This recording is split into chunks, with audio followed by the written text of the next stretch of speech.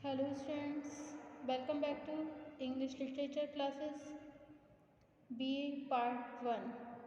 Today our topic is Pope as a poet. Okay?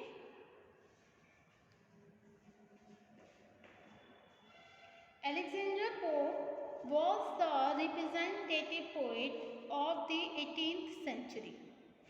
In his poetry he dealt with the town life and wrote about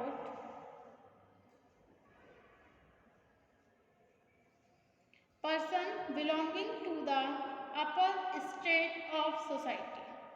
He was profoundly familiar with the classical literature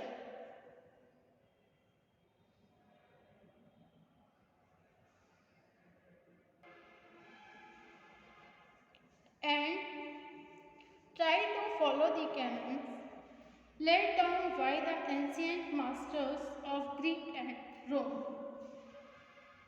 Okay?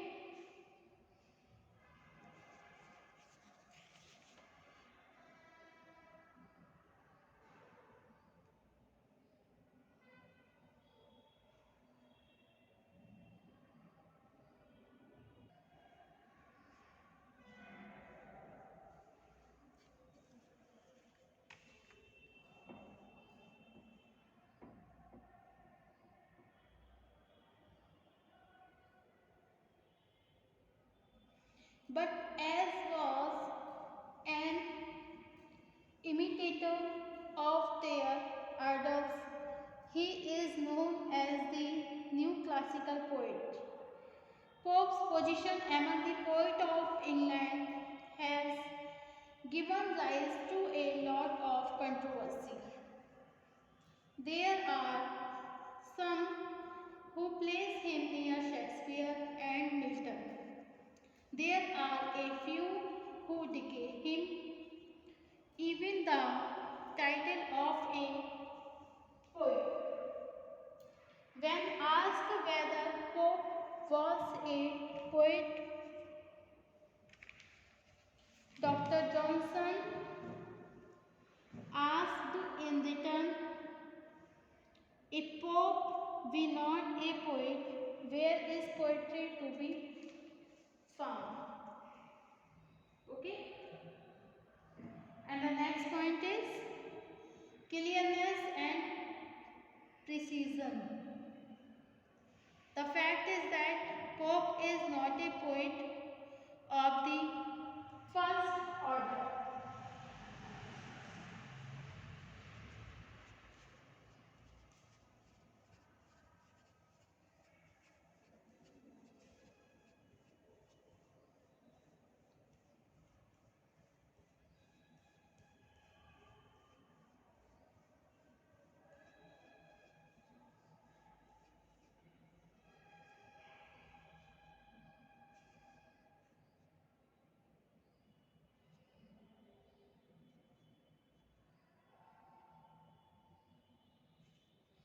However, with his limitations, he is one of the greatest poets of England. His correctness makes him a great poet. He knew the art of selecting and using the right word and phrases. His language is logically developed and well arranged. His style is marked with clearness and precision. It is balanced and correct style. He succeeds in establishing a correct poetic diction. The true greatness of poet lies in his satire and his representing the society of his time in his poetry.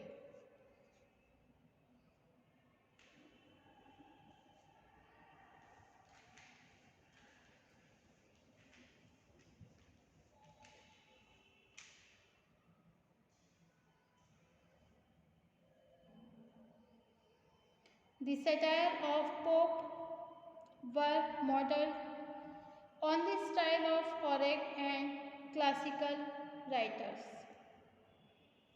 Though he wrote didactic poems, his genius was most at home in the satire. He directed his satires against serial classic of people. He could strike boldly at the corruption in high place.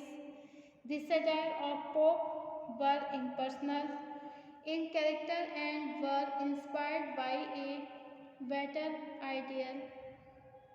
Pope's aim in his satire was to correct the vices of the high and the might. He also satirized the evil of the age. Pope's satire were reformative in character and in them. Pope tried to follow the example of Dryden, who said, "The true end of satire is the amendment of vice by correction."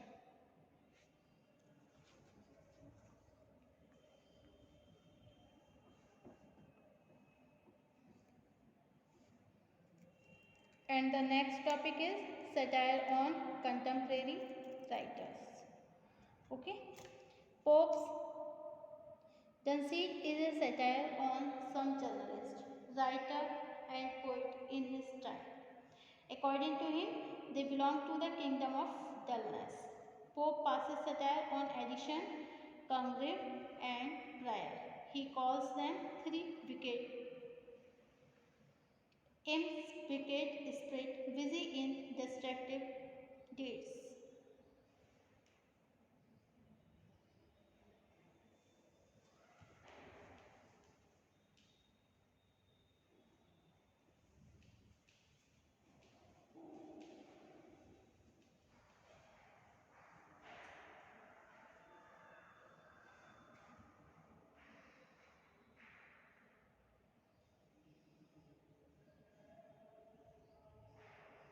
According to Pope, Addition, Congreve, and Prior look highly dignified and devoted to the service of literature, but like evil spirits, they do evil deeds in disguise.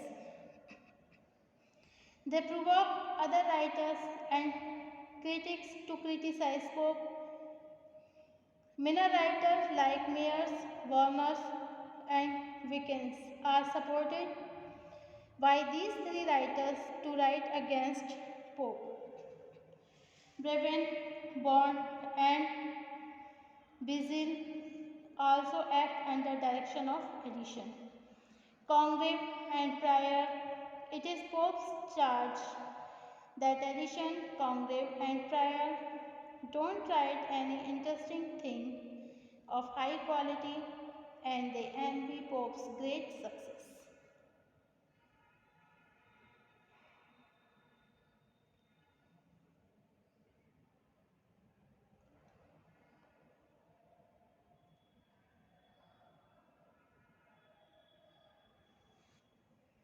All these writers belong to the kingdom of dullness.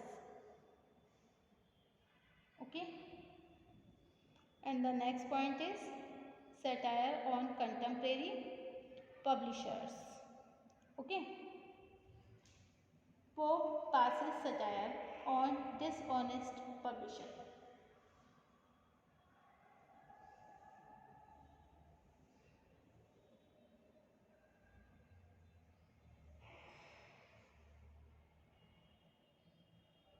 Pope passes satire on Edmund Curll. He is a bookseller and publisher of wicked nature. He exploits writer and betrays reading public. He publishes book in the name of fictitious writers. For example, Joseph Gray is a fictitious name that he uses in printing controversial pamphlets. People take those pamphlets to be written by the great poet John Gray.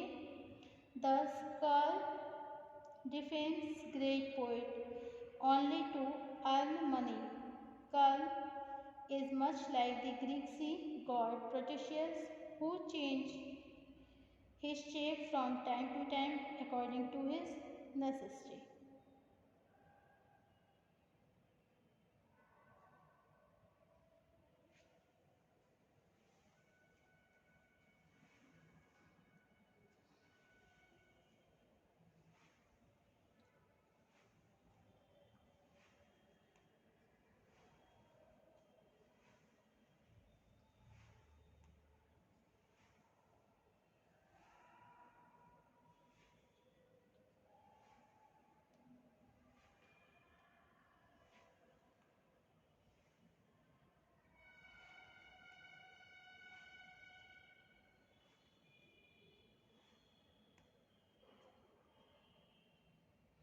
Pope tells about an interesting incident when Karl's forgery was detected. Karl was publicly insulted and he asked for pardon like a puppy or monkey. Okay, and the next, great master of heroic couplet. Pope was the great master of heroic couplet. He used it as an instrument of satire. There is a great movement of vigor of thought therein. His couplets are the town life. In spite of all this, Pope has certain limitations. First, Pope is not a creative poet. He has only surface brilliance. Second, the imaginative fight of fancy are impossible for him. And the next is conclusion. Pope poetry is strictly limited to the satire on contemporary imperfection, and Pope passes satire on dishonest publishers, and he was the representative poet of the 18th century. In his poetry, he dealt with the town life and wrote about persons belonging to the upper strata of society. Okay. So thank you for watching my YouTube channel. Thank you so much.